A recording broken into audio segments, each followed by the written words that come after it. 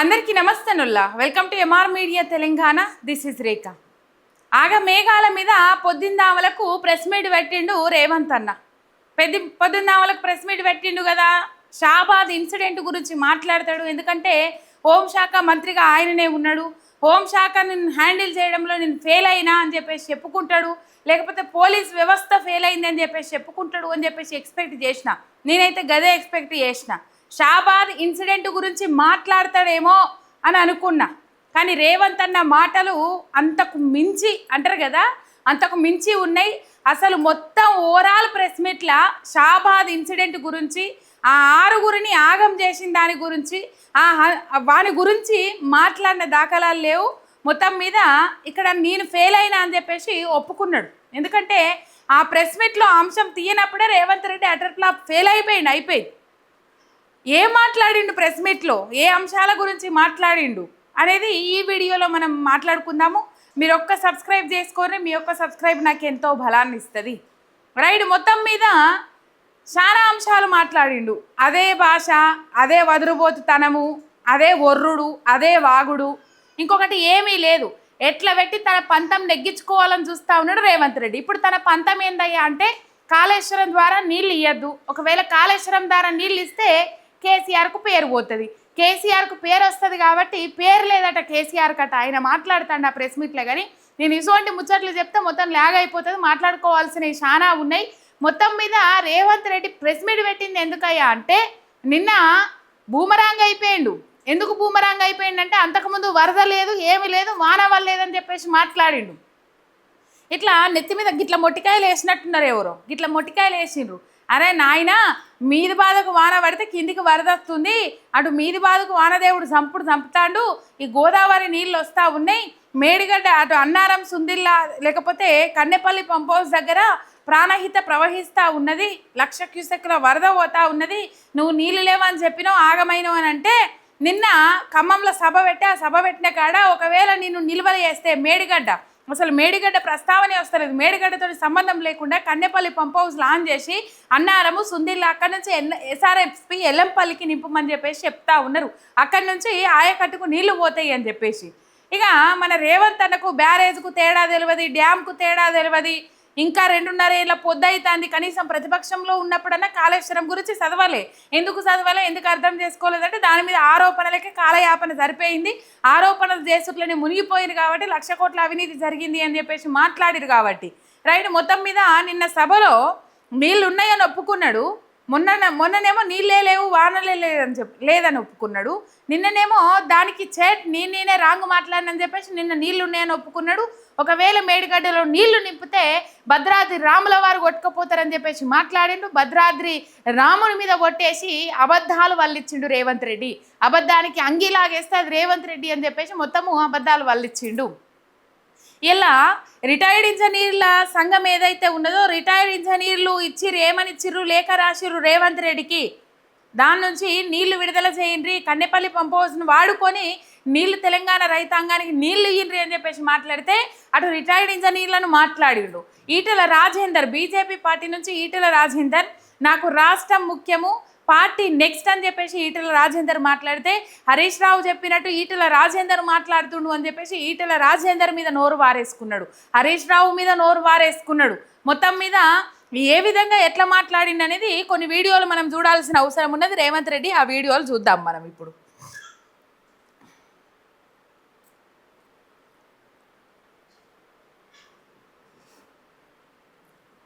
Right, ఈ వీడియోలు చూడాల్సిన అవసరం ఉన్నది మనం.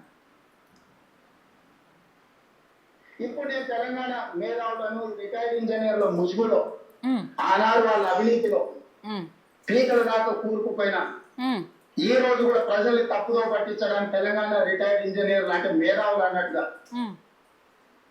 నేను చేసిన తప్పే వాళ్ళని తీసి బొక్కలేకపోవడం. ఎందుకంటే దోపిడీలో వాళ్ళు కూడా భాగస్వాములు. ఇట్లాంటి తప్పుడు పనులు కేసీఆర్ తో చేయించి కాంట్రాక్టర్ల దగ్గర ₹1,00,00,000 కొలగొట్టారు. ఈ రోజు రిటైర్డ్ ఇంజనీర్ ముసుగులు వచ్చి ఇప్పుడు తప్పు కేసీఆర్ చేయలేదు, రిటైర్డ్ ఇంజనీర్లే చేసిరని చెప్పేసి చెప్తుండా ఈయన. ఇన్ని రోజులేమో కేసీఆర్ మీద ఏడ్చిండు, కేసీఆర్దే తప్పు అని చెప్పేసి. కేసీఆర్ ముచ్చట ఒక 20 సార్లు తీయచ్చు, 3-4 సార్లు 80,000 పుస్తకాలు చదివిన మేధావులు 80,000 పుస్తకాలు చదివిన మేధావులు అని చెప్పేసి కేసీఆర్ గురించి మాట్లాడిండు రేవంత్ రెడ్డి. ఇవాళ ఏమంటుండు, తెలంగాణ ప్రాంతానికి నీళ్ళు ఇమ్మని రిటైర్డ్ ఇంజనీర్లు రాసిన లేఖను బట్టి ఈయన మొత్తం మీద ఆయన ఫ్రస్ట్రేషన్లో మునిగిపోయి రిటైర్డ్ ఇంజనీర్ల గురించి మాట్లాడుకుంటా వాళ్ళని బొక్కలేయకపోవడమే నేను చేసిన తప్పు అంటే, నీకు అక్కడ బొక్కలేయడానికి ఏం దొరకలేదు కదా. పీసీ ఘోష్ కమిషన్ అని చెప్పేసి సాక్షులను పిలిచి ఆధారాలు అట్లా ఇట్లా అని చెప్పేసి కాలయాపన చేసి దాని మీద ఒక కమిటీ చేసి నీకేం అయితలేదు, నీతో శాతం అయితలేదు, నేనేం పట్టుకోలేకపోయినా, కొండను నవ్వి కూడా ఎలుకను పట్టుకోలేకపోయినా, ఎలుకను కాదు ఎలుక తోకను పట్టుకోలేకపోయినా, అందులో ఏమీ లేదు, ఫసలేని కేసు, ఉత్తముచ్చట, నేను కాలయాపన చేసిన ప్రజలకు అర్థమవుతుంది అని చెప్పేసి నువ్వు 600 పేజీల నివేదిక వచ్చిన దాని మీద ఎటువంటి చర్యలు తీసుకోకుండా అలా చర్యలు తీసుకోవడానికి పసలేదు అని చెప్పేసి అది చేసి ఇలా సిబిఐ మీద నెట్టేసినవు తప్ప అందులో ఏం లేదని తెలంగాణ రైతాంగానికి, తెలంగాణ ప్రజలకు ఇప్పుడే అర్థమైపోయింది. అంటే తెలంగాణ రిటైర్డ్ ఇంజనీర్లు ఆనాడు ఉద్యమంలో కూడా పాల్గొన్నారు. అంటే ఉద్యమంలో పాల్గొన్న వాళ్ళందరూ రేవంత్ రెడ్డి దృష్టిలో ద్రోహులే. ఎందుకంటే ఈయనకు తెలంగాణకు ద్రోహం చేసిండు, తెలంగాణ ఉద్యమంలో పాల్గొనలేదు కాబట్టి. ఇలా రిటైర్డ్ ఇంజనీర్లను బొక్కలో వేయాలి, బెల్టు పనిష్మెంట్ ఇవ్వాలని చెప్పేసి మాట్లాడుతూ ఉన్నాడు ఈ మేధావి. వాళ్ళు చేసిన తప్పేందయ్యా అంటే, కేసీఆర్ చేసిన తప్పేందయ్యా అంటే, రిటైర్డ్ ఇంజనీర్లు చేసిన తప్పేందయ్యా అంటే, కేసీఆర్ ఆనాడు చేసిన తప్పు కాళేశ్వరం కట్టడం, ఇలా రిటైర్డ్ ఇంజనీర్లు రేవంత్ రెడ్డికి కన్నెపల్లి పంప్ హౌస్ వాడుకొని నీళ్లు విడుదల చేయడం అని చెప్పడము రిటైర్డ్ ఇంజనీర్లు చేసిన తప్పు. ఇంకా ఉన్నాయి చెప్పుకుంటా పోతే. ఈయనకు మసులుతుంది మంట.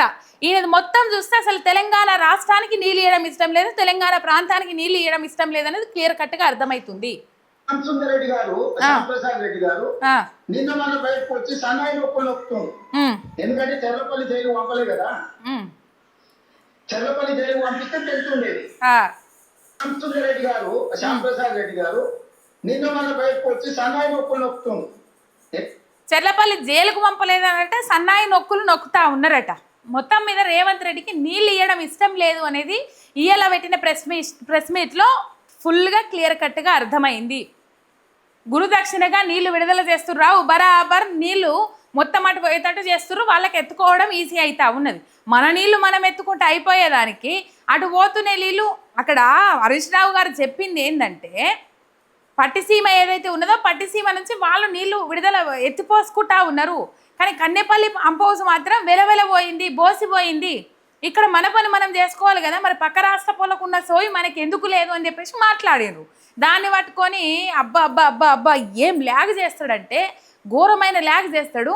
ఆ ల్యాగ్ చేసిన దాంట్లో మొత్తం ఇరిటేషన్ రావాలి. ఆ క్వశ్చన్ అడగొద్దు. ఎడ్డమంటే తెడ్డమంటాడు, తెడ్డమంటే ఎడ్డమంటాడు. ఇగో గిదే నడిపిస్తాడు, నత్తి నెత్తి వలగొట్టి అన్నట్టు బిహేవ్ చేస్తాడు. కనీసం ఆ మ్యాప్ పెట్టి చూపెడుతుండు, ఆ మ్యాప్ కూడా అర్థము అయ్యే పరిస్థితి లేదు అక్కడ. అది ఆయనకు అర్థం కాదు, అక్కడ కూర్చున్న వాళ్ళకి అర్థం కాదు. జర్నలిస్టులు చాలా మంది అడిగిండ్రు తెలంగాణ ప్రాంతానికి నీళ్ళు ఇయ్యండ్రి. 8 నెలల నుంచి 9 నెలల నుంచి వాతావరణ శాఖ ఎల్లినో ఎఫెక్ట్ పడబోతా ఉన్నది.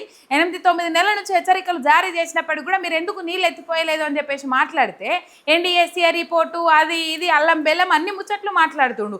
NDSC అనట ఓ నిపుణుల బృందం కమిటీని ఏర్పాటు చేసిందట, ఓ కమిటీని. ఆ కమిటీ మొన్న 13 రోజుల కింద ఏర్పాటు చేసిందట. మరి ఇన్ని రోజులు కాలయాపన చేసి ఆ కమిటీ కూడా 13 రోజుల కింద ఎందుకు ఏర్పాటు చేసిందో అర్థమైతలేదు.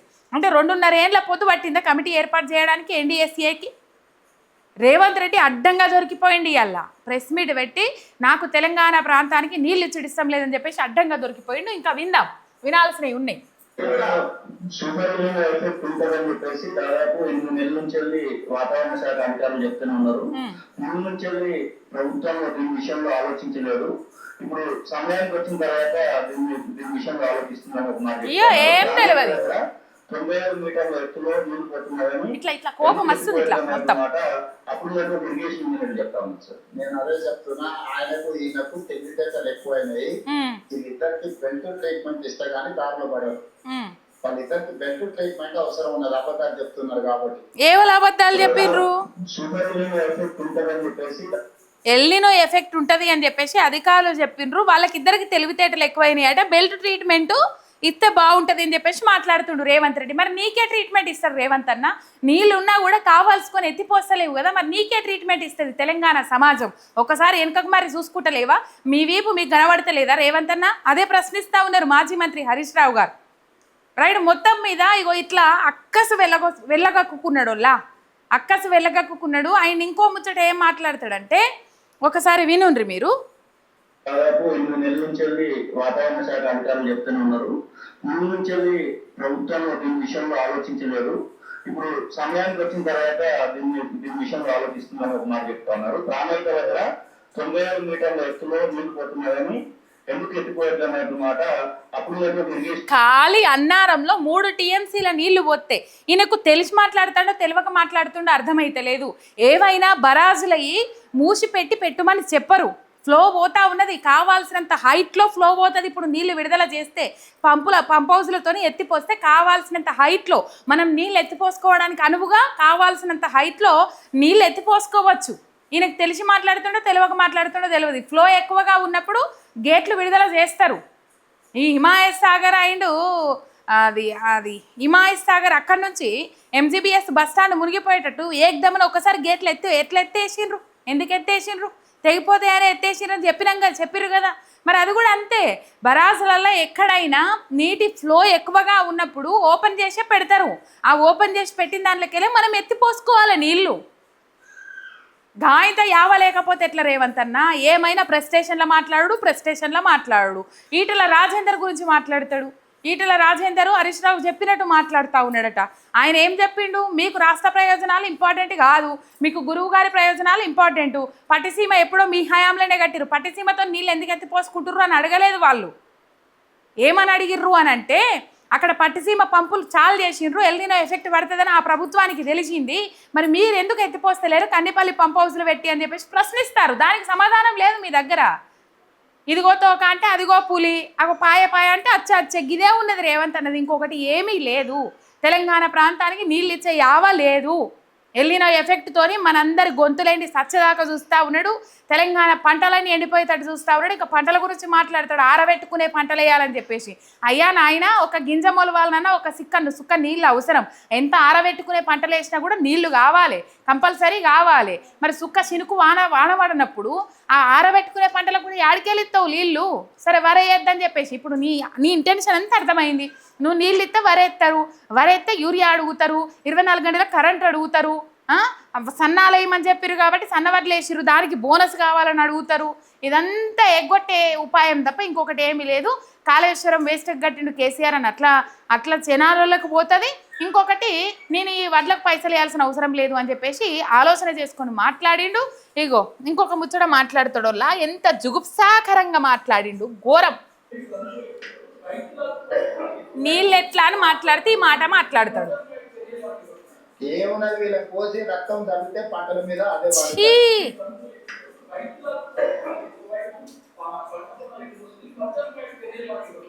ఏమున్నది, వీళ్ళకి పోసి రక్తం తగ్గితే పంటల మీద అదే పండుతారు. చూడు, కోసి రక్తం చల్లితే పంటల మీద అదే వండుతుందట.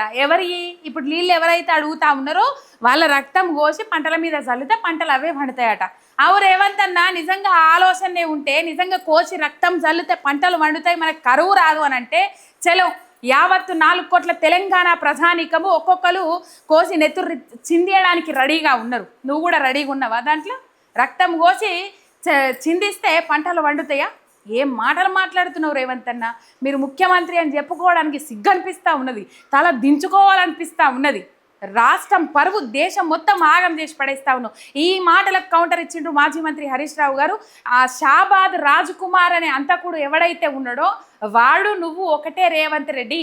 నీ జుబుక్సాకరమైన మాటలు వినలేకపోతా ఉన్నావు. ఒక ముఖ్యమంత్రి ఇట్లా మాట్లాడుతున్నాడు అంటే చాలా బాధేస్తూ ఉన్నది.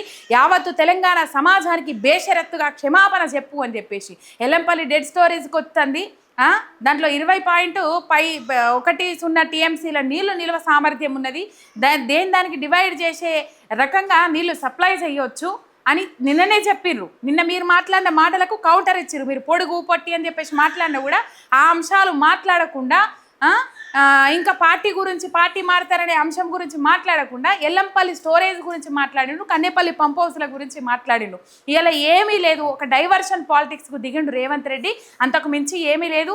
షాబాద్లో ఏదైతే ఘటన జరిగిందో, ఒక నిందితుడు, ఒక అమ్మాయిని ఆగం చేసిన నిందితుడు 2 నెలల లోపల విడుదలయ్యి, 1 నెల రోజుల పాటు అరెస్టు చేయకుండా తాతారం చేసి 2 నెలల లోపల విడుదలయ్యి 20,000 పూచికత్తుతోని, అది కూడా అమ్మాయి మీద అజ్జేయడానికి, నిజంగా అమ్మాయి కుటుంబాన్ని మొత్తం ఆగం ఆగం చేసిండు, వాని కుటుంబాన్ని ఆగం చేసుకున్నాడు, ముక్కు పచ్చలారని ముగ్గురు అమాయక పిల్లలను ఆగం చేసిండు. ఇంత కొన్ని పదాలు వాడనీకి రాదు, ఎల్లో మార్క్ వేసేస్తుంది యూట్యూబ్. అందుకే నేను జీవి తీసిండని చెప్పలేకపోతానా. మొత్తం మీద ఆ అంశము హోంమంత్రిగా నేను ఫెయిల్ అయినా. ఎట్లా ముఖ్యమంత్రిగా ఫెయిల్ అయ్యిండు, విద్యాశాఖ మంత్రిగా ఫెయిల్ అయ్యిండు, హోంమంత్రిగా కూడా ఫెయిల్ అయినా అని చెప్పేసి లా అండ్ ఆర్డర్ కంట్రోల్ తప్పింది ఘోరమైన పరిస్థితి ఉన్నది. దాన్ని డైవర్ట్ చేయడం కోసమే రేవంత్ రెడ్డి ఇగో ఈ అడ్డమైన కూతలు కూసుకుంటా ఈ ప్రెస్ మీట్ పెట్టిండు. దీంట్లో ఊదు కాలేదు, పీరు లేవదు, దీంట్లో పసలేదు, నీళ్లను మొత్తం త్యాగం చేస్తూ ఉన్నాడు, నీళ్లను పక్క రాష్ట్రం పోయేటట్టు చేస్తూ ఉన్నాడు, ఇక్కడ ఎత్తిపోస్తలేడు, ఆంధ్ర డెల్టా ప్రాంతానికి నీళ్లు పోయడానికే ఇది చేస్తూ ఉన్నాడు రేవంత్ రెడ్డి అని చెప్పేసి మాజీ మంత్రి హరీష్ రావు గారు ఫైర్ అయినరు. ఆ హంతకుడు నువ్వు ఒక్కటే రేవంత్ రెడ్డి. దీన్ని అజ్జేయడం కోసం నిజంగా ఎప్పుడు పోలీస్ వ్యవస్థ ఏం చేస్తుంది, కళ్ళు మూసుకుపోయినాయా? అది ఇది ఫ్యూచర్ సిటీ కట్టుకుంటాడు కదా, ఆ ఫ్యూచర్ సిటీ కిందికే వస్తుందట ఆ షాబాద్ పోలీస్ స్టేషన్ కూడా. నిజంగా ఆడపిల్లగా ఉట్టడం తప్ప అనొల్ల ఇంత ఘోరం, ఎంత దారుణం. వాడు 11 నుంచి 1 గంటల మధ్యలో 6 ఆగం చేసిండు అంటే ఏందన్నట్టు. నిజంగా ఎంత బాధ అనిపిస్తున్నది అంటే చాలా బాధ అనిపిస్తున్నది. ఏ ఆడపిల్ల కూడా నాకు ఇట్లా జరిగింది అని చెప్పుకోవడానికి భయపడే పరిస్థితులు ఉన్నాయి. దుఃఖం వస్తుంది కానీ ఏం చేస్తాం, అంత ఘోరం, అంత దారుణం.